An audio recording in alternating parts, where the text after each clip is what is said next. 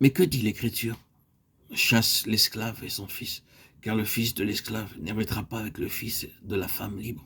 Galates 4:30.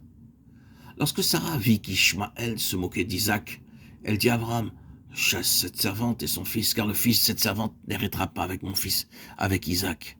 Genèse 21:10. Et ceci affecta profondément Abraham. À l'entendu de ces paroles, Abraham fut blessé à cause de son affection naturelle pour Ishmaël.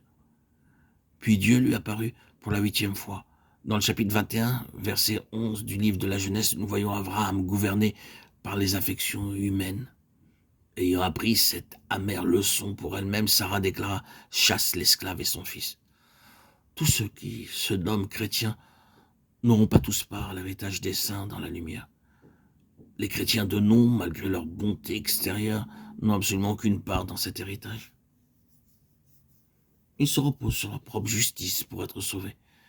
Bien qu'Abraham eût une grande affection pour Ishmaël, ce dernier n'avait aucune part dans le royaume de Dieu.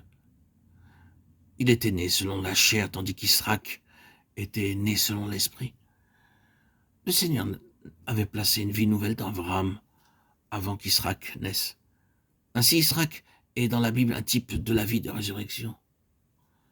À moins que nous ne recevions pas l'expérience, la puissance de la résurrection, nous n'avons aucune part dans le royaume de Dieu.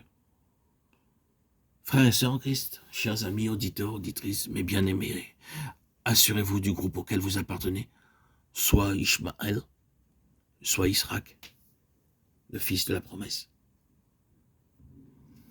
Jésus, l'ayant regardé, l'aima et lui dit « Il te manque une chose, va, vends tout ce que tu as, donne-le aux pauvres et tu auras un trésor dans le ciel. Puis viens et suis-moi. » Mais affligé de cette parole, cet homme s'en alla tout triste, car il avait de grands biens. Marc 10, 21-22. Un homme de Dieu se trouvait dans un certain lieu pour une campagne d'évangélisation. Il séjournait chez une charmante famille chrétienne. Lorsqu'il s'apprêta à partir de ce lieu, il pria « Seigneur, donne-moi un message pour mon hôte et mon hôtesse. Ils ont été si bons envers moi, ainsi donne-moi un très bon message. » Et Dieu lui répondit. Il lui donna le message « Il te manque une chose. » L'homme de Dieu dit « Seigneur, ils ont été si bons envers moi, comment leur donner un tel message ?»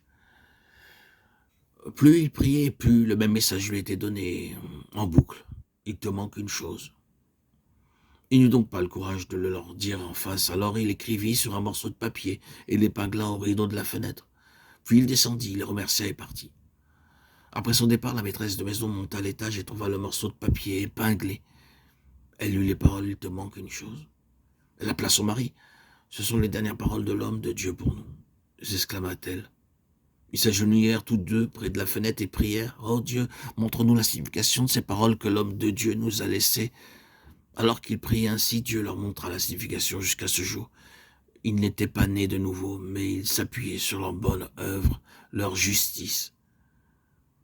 Ils n'avaient pas encore reçu par expérience le Seigneur Jésus comme leur sauveur.